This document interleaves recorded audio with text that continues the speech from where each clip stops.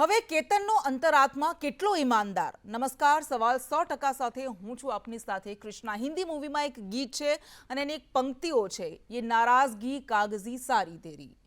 અને આવું જ કંઈક હવે કેતન ઇનામદાર માટે થઈ ગયું છે। ઘણા બધા રાજીનામા આપ્યા તેમણે, ક્યારેક સ્વીકારાયા હશે, સ્વીકારવાની આશાએ આપ્યા હશે, પરંતુ આ બધા જ જે રાજીનામા હતા, આ બધા જ જે નારાજીનામા હતા, એ કાગઝી સાબિત થયા।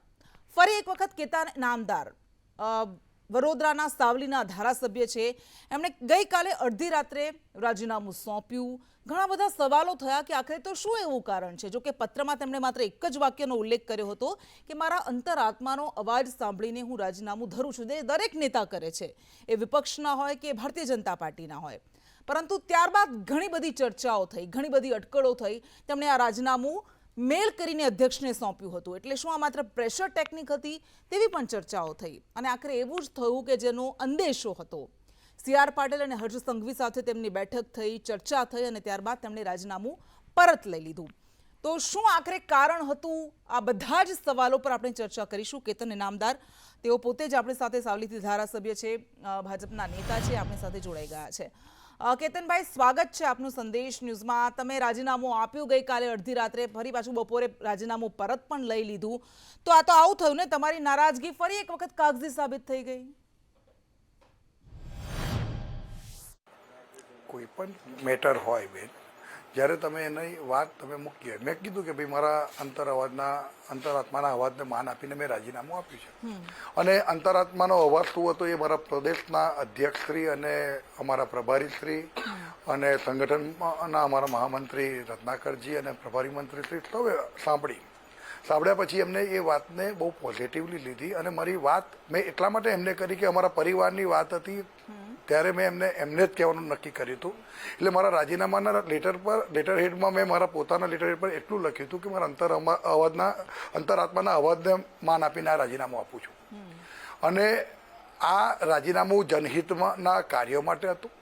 બીજા નંબરની અંદર કે જે પાર્ટીના જૂના કાર્યકર્તા અને પાયાના કાર્યકર્તાઓનું માન સન્માન જળવાય અને એમને સાથે સંકલન કરીને પાર્ટીનો સ્થાનિક લેવલ પર નિર્ણય લેવાય, આ વાત મેં પ્રદેશ સુધી મૂકી છે। એમને ખૂબ પોઝિટિવ લીધી છે અને આ મારો એકલાનો અવાજ નહીં હોય, પાર્ટીના પ્રત્યેક કાર્યકર્તાનો અવાજ હોઈ શકે છે।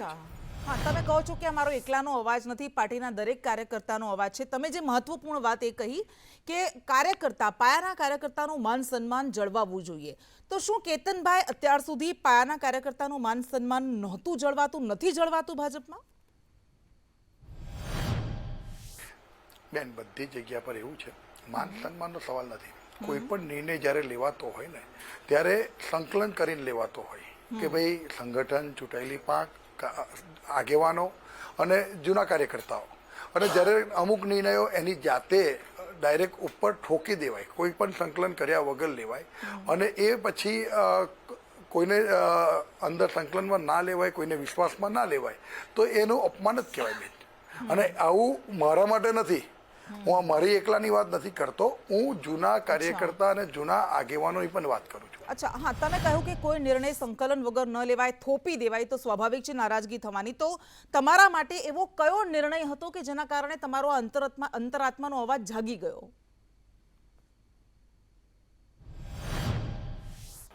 બેન, ઘણા નિર્ણયો, આ રાજીનામું એક જ દિવસમાં, એક જ મિનિટ અને એક જ કોઈ પણ પ્રસંગ માટેનું ના હોય। રાજીનામું એટલે ખૂબ ગંભીરતાથી કહું છું કે વિધાનસભાના ધારાસભ્ય પદે જ્યારે અમારા વિધાનસભાના અધ્યક્ષને રાતે મેલ કરવો એ નાની વસ્તુ નથી। મેં કહ્યું કે મારું રાજકીય સુસાઇડ પણ કહેવાય, તે છતાં પણ મારા અંતરાત્માના અવાજને માન આપી એવું મેં લખ્યું છે। એનું આખી વસ્તુ, આપ તો જર્નલિસ્ટ છો, ખૂબ સિનિયર છો, આપને ખબર હોય કે આ બહુ ખૂબ ગંભીર બાબત હતી અને એને મેં ખૂબ ગંભીરતાથી લીધી હતી અને મારા સંગઠનના પ્રદેશ અધ્યક્ષશ્રીએ, સંગઠનમાં મહામંત્રીશ્રીએ પણ ખૂબ ગંભીરતાથી લીધી છે। અચ્છા કેતનભાઈ, વારંવાર તમે જે શબ્દનો ઉપયોગ કરી રહ્યા છો, અંતરાત્માનો અવાજ, અને દરેકે જે નેતા જે છોડીને જતો હોય છે, રાજીનામું આપતો હોય છે, એના માટે આ પેટન્ટ શબ્દ થઈ ગયો છે અંતરાત્માનો અવાજ। તો પછી તો એવું તો શું થયું? તમે સી.આર. પાટીલ સાથે, હર્ષ સંઘવી સાથે ચર્ચા કરી, તો એમાં એવું શું કહેવામાં આવ્યું, એવું શું થયું કે તમારી અંતરાત્મા ફરી પાછી સૂઈ ગઈ?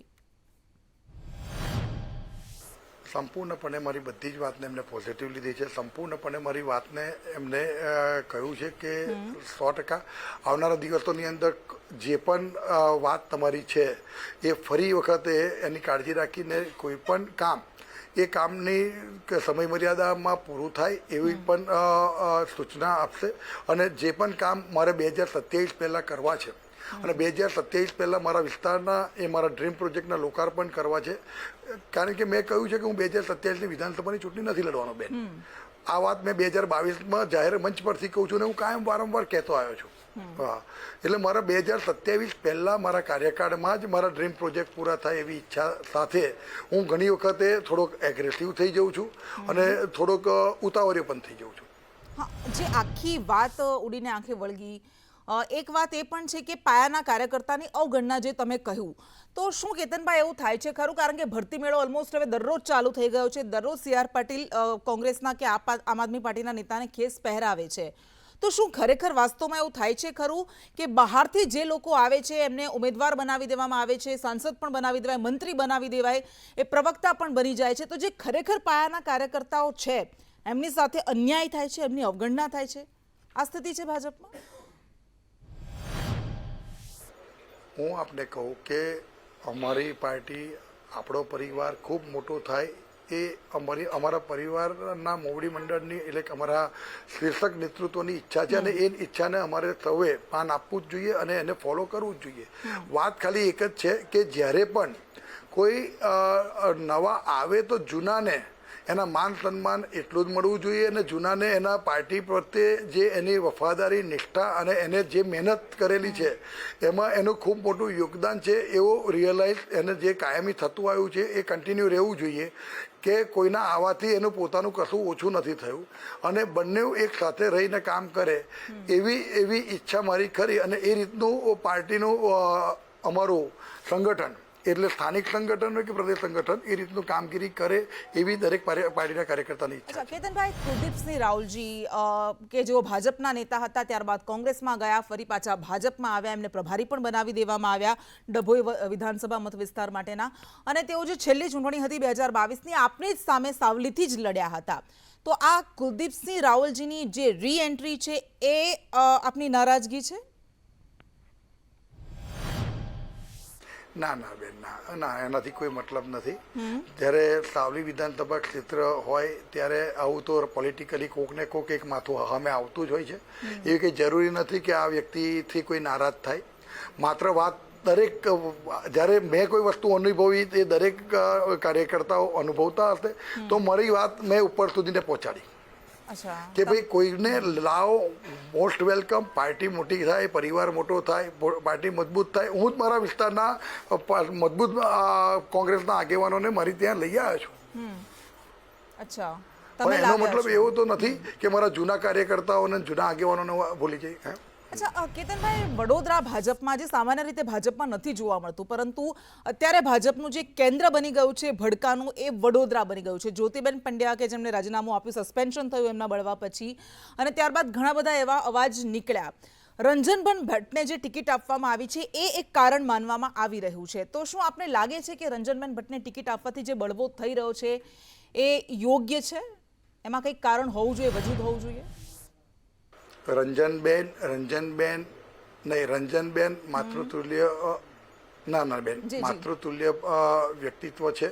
રંજનબેને વડોદરા લોકસભા સીટમાં, વડોદરા શહેર હોય, વાઘોડિયા વિધાનસભા હોય કે સાવલી વિધાનસભા હોય, તમામના કાર્યકર્તાઓની સાથે રહી અને વિસ્તારના વિકાસની અંદર રાત દિવસ મહેનત કરી છે. જ્યારે અમારા કેન્દ્રીય નેતૃત્વએ રંજનબેન ભટ્ટનું નામ જાહેર કર્યું તો અમારા સૌને ખૂબ આનંદની લાગણી આજે પણ અમે અનુભવીએ છીએ અને અમે અમારા સંપૂર્ણ રીતે અમને વિશ્વાસ છે કે 26માંથી સૌથી હાઈએસ્ટ વોટથી વડોદરા લોકસભા સીટ અમે જીતીને લાવીશું. અમારી સીટ ભારતીય જનતા પાર્ટીની કમિટેડ સીટ છે, પણ એનાથી કોઈ અસંતોષ નથી. આ રાજકીય રીતે કંઈક નાના મોટા પ્રશ્ન ઊભા કરવામાં આવતા હોય એવું લાગે છે. અચ્છા, કેતનભાઈ, આ પહેલી વખત નથી કે તમે રાજીનામું આપ્યું હોય અને પછી પાછું પરત ખેંચી લીધું હોય. આ પહેલા પણ અનેક વખત તમે ગુસ્સે થઈ ચૂક્યા છો, રાજીનામું આપી ચૂક્યા છો. બરોડા ડેરીમાં કથિત ભ્રષ્ટાચારની વાત હતી, આપણને ખબર છે, નોકરીની વાત હતી, પશુપાલકોને ભાવની વાત હતી. ત્યારે તમારી સાથે બીજા 2 ધારાસભ્યો અક્ષય પટેલ અને મધુ શ્રીવાસ્તવ પણ જોડાયા હતા એ ધરણામાં, એક યાદ છે. આ પહેલા 2020માં જાન્યુઆરી 2020ની વાત છે કે જ્યારે તમે ગુજરાત અધ્યક્ષને એ સમયે પણ મેલ કરીને જ તમે રાજીનામું આપ્યું હતું. અધિકારીઓના ભ્રષ્ટાચારને લઈને કામ નથી કરવા દેતા એવા મુદ્દા હતા. તો આ એવું નથી થઈ ગયું કે આ તમારા રાજીનામા છે હવે માત્ર પ્રેશર ટેકનિક બની ગયા છે પોતાની વાત મનાવવા માટેના? મેં હમણાં છે ને અનેક મીડિયા ના માધ્યમથી મેં આ વાત મૂકી. તમે કહ્યું વાત સાચી છે. કોકને એવું જ લાગે કે આ પ્રેશર ટેકનિક છે. મારી કામ કરવાની પદ્ધતિ આ છે. હું પાર્ટી લાઇનમાં છું, પાર્ટીનો એક વફાદાર સૈનિક છું, વફાદાર કાર્યકર્તા છું. પણ વર્ષોથી મારી રાજકીય કારકિર્દી તમે નજર મારો ને તો આવી જ રહી છે. પણ લોકોના હિતમાં હર હંમેશા મેં વાત કરી છે, પ્રજાહિતની જ વાત લઈને હું નીકળ્યો છું. જ્યારે પણ પાર્ટીને મારી જરૂરત હોય તો પાર્ટી જો અડીખમ એક વફાદાર સૈનિકની જેમ જ ઊભો રહ્યો છું. હા, મારી વાત મૂકવાની રીત ખોટી હોઈ શકે, મારી વાત ખોટી ના હોઈ શકે બેન. અચ્છા, છેલ્લો સવાલ કેતનભાઈ, સી.આર. પાટીલ સાથે તમે ચર્ચા કરી. સી.આર. પાટીલ તમને ખૂબ નજીક, એવું કહેવાય છે કે તમે સી.આર. પાટીલની ખૂબ નજીકના છો. તમને ઘણી બધી વખત તમારી પ્રશંસા પણ કરી ચૂક્યા છે કે એક શ્રેષ્ઠ ધારાસભ્ય તરીકે તમે કામ કરો છો. પરંતુ આજે જ્યારે તમારી વાત આવી ત્યારે તેમણે એવું કહ્યું કે પાર્ટીમાં કોને ન લેવા કોને લેવા એ પાર્ટી નક્કી કરશે, કોઈ ધારાસભ્ય નહીં.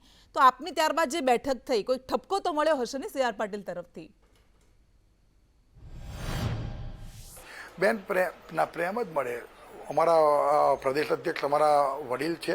કદાચ એ ઠપકો આપે તો લઈએ, પણ મને ઠપકો નથી આપ્યો. મને બહુ પ્રેમ જ આપ્યો છે. અને એમને પણ સંપૂર્ણ પ્રેમથી મારી વાતને સાંભળી અને એમને ખૂબ સારી રીતે મને હૈયાધારણા આપી છે કે અને પોઝિટિવ લઈ અને તાત્કાલિક ધોરણે, યુદ્ધના ધોરણે આ તારા પ્રશ્ન ઉકેલવામાં આવશે. ઓકે, ઠીક છે કેતનભાઈ, ખૂબ ખૂબ આભાર આપનો સંદેશનું સાથે વાત કરવા માટે. હવે એવી આશા રાખીએ કે આવું કાગઝી નારાજીનામું તમારે ફરી ન આપવું પડે.